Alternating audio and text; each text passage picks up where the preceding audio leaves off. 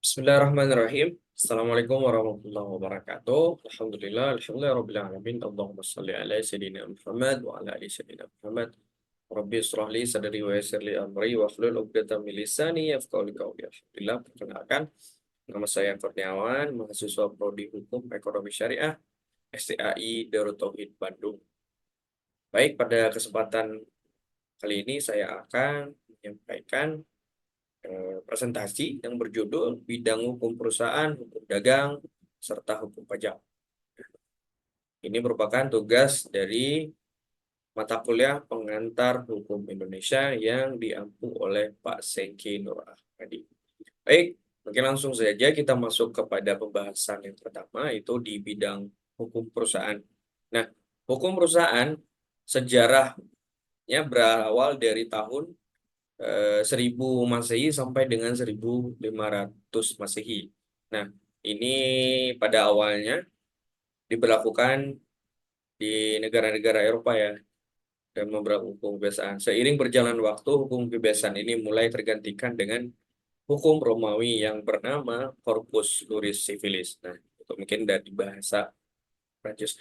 Nah, di Prancis sendiri ini merupakan salah satu pusat kebudayaan Eropa kontinental, memiliki berbagai macam hukum terkait perdagangan, yaitu hukum Jermani, hukum Romawi. Hukum Jerman diberlakukan di bagian utara dan tengah, dan juga merupakan asal hukum kebiasaan Prancis kuno. Disebut juga Pays de droit coutumier, atau hukum lokal. Sementara hukum Romawi yang disebut dengan Pays de droit écrit diberlakukan di bagian selatan. Ada pula hukum kanonik dalam Codex Pluris Canonici yang digunakan di seluruh Prancis. Kemudian ini pengertian dari hukum perusahaan.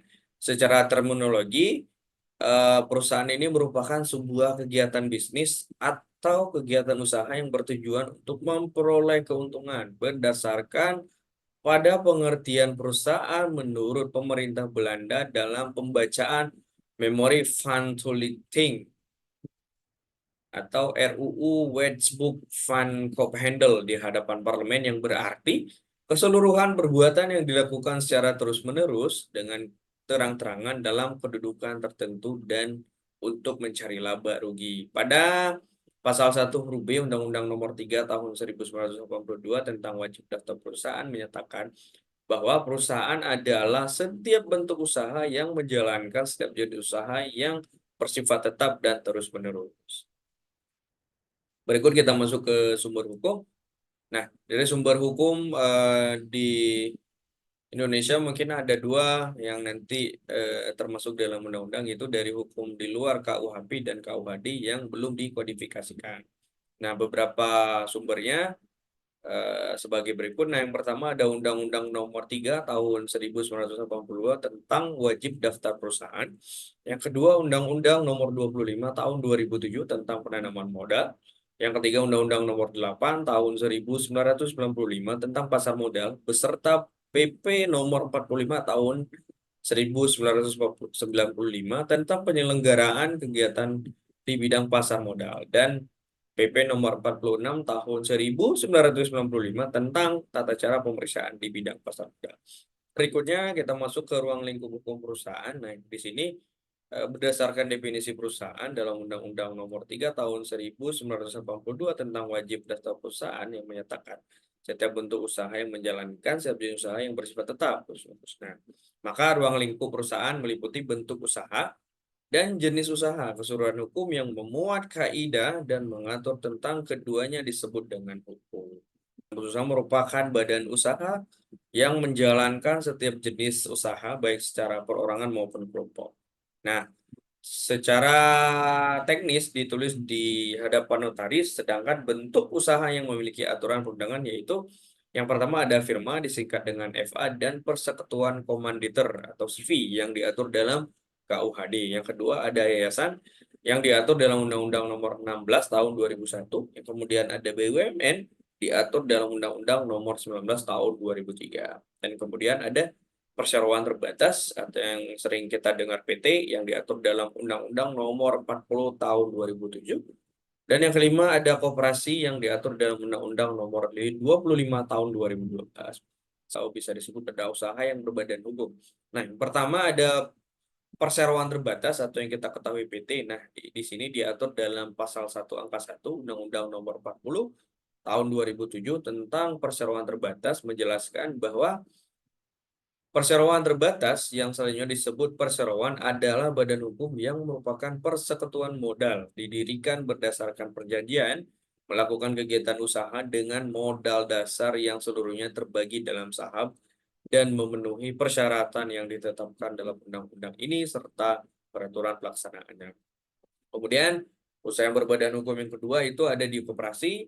Pada pasal 1 angka 1 Undang-Undang Nomor 17 tahun 2012 tentang perkoperasian menyatakan bahwa koperasi itu adalah badan hukum yang didirikan oleh perseorangan atau badan hukum koperasi dengan pemisahan kekayaan para anggotanya sebagai modal untuk menjalankan usaha yang memenuhi aspirasi dan kebutuhan bersama di bidang ekonomi, sosial, dan budaya sesuai dengan nilai dan prinsip koperasi. Dan yang ketiga di usaha berbadan hukum itu ada yayasan ini diatur dalam Undang-Undang Nomor 16 tahun 2001 tentang yayasan, kemudian diperbaharui dengan Undang-Undang Nomor 28 tahun 2004 tentang perubahan Perundang-Undangan Nomor 16 tahun 2001. Nah, dan selanjutnya ini kita masuk ke sejarah hukum dagang. Nah, sejarah hukum dagang ini erat kaitannya dengan sejarah hukum dagang Belanda. Nah, sejarah hukum dagang Belanda tentu ada kaitannya dengan sejarah hukum dagang Perancis. Sedangkan hukum dagang Perancis tidak bisa dipisahkan dari hukum Romawi yang dikenal dengan Corpus Juris Civilis. Nah, di Corpus Juris Civilis peninggalan Romawi tersebut dari 4 buku. Nah, yang pertama ada Tinsuenil atau lembaga. Buku 1 ini membuat tentang lembaga-lembaga yang ada pada masa Kekaisaran Romawi. Dan yang kedua ada Pengadilan untuk Kaum Pedagang. Pandeksa atau buku 2 ini memuat asas-asas dan adagium hukum seperti asas fakta san servanda atau berjanji harus ditepati, asas partai otonom, kebiasaan berkontrak, unus testis nullus testis, satu aksi bukanlah saksi. Dan kemudian ada kodek membuat uraian pasal demi pasal yang tidak memisahkan antara hukum perdata dan hukum dagang. Dan kemudian ada novelete berisi karangan atau cerita. Nah, berikut di pengertian hukum dagang sendiri adalah merupakan sebuah aturan-aturan hukum yang mengatur hubungan orang yang satu dengan yang lainnya, khususnya dalam perniagaan. Nah, pada abad ke-17,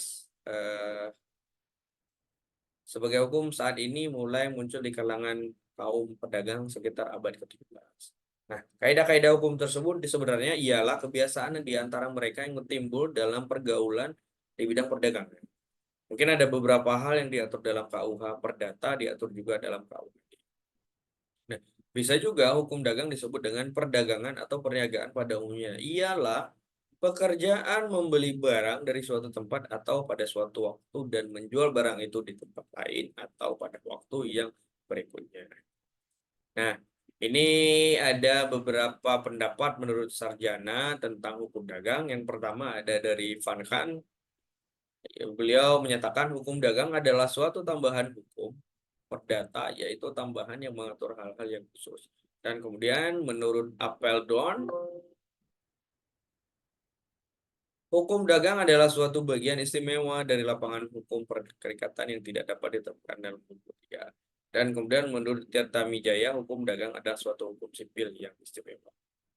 Nah, kemudian ada beberapa pengertian hukum dagang menurut beberapa tokoh, diantaranya Ahmad Ihsan mengatakan hukum dagang adalah hukum yang mengatur soal-soal perdagangan, yaitu soal-soal yang timbul karena tingkah laku manusia dalam perdagangan. Dan menurut Purwasujipto mengartikan hukum dagang sebagai hukum perikatan yang timbul dalam lapangan perusahaan. Dan yang ketiga, T.C. Kansil menyamakan hukum dagang dengan hukum perusahaan, sehingga hukum perusahaan adalah sama. Dan kemudian ini sumber hukum dagang, ini masih banyak, yang intinya adalah di sumber hukum dagang ada 5 macam ya dalam undang-undang. Ini Undang-Undang Nomor 10 tahun 1998, Undang-Undang Nomor 1 tahun 1995, Undang-Undang Nomor 7 tahun 87, Undang-Undang Nomor 5 tahun 1999, dan Nomor 5 Undang-Undang Nomor 8 tahun 1995. Dan ruang lingkup mungkin ada banyak juga nih, ada di antaranya ada kontrak bisnis, jual beli, bentuk-bentuk perusahaan, perusahaan go publik dan pasar modal, penanaman modal asing dan kepailatan dan likuidasi, merger dan akuisisi, pengkreditan dan pembiayaan, jaminan hutang, surat berharga, perburuan, dan hak intelektual, dan selanjutnya. Dan ini mungkin beberapa ruang lingkup dalam hukum dagang. Dan berikutnya kita ke hukum pajak. Nah, hukum pajak adalah hukum yang bersifat publik dalam mengatur hubungan negara dan orang atau badan hukum yang wajib untuk membayar pajak. Selain itu, hukum pajak diartikan sebagai keseluruhan dari peraturan-peraturan yang mencakup tentang kewarganegaraan pemerintah untuk mengambil kekayaan seseorang dan menyerahkan kembali kepada masyarakat melalui uang kas negara.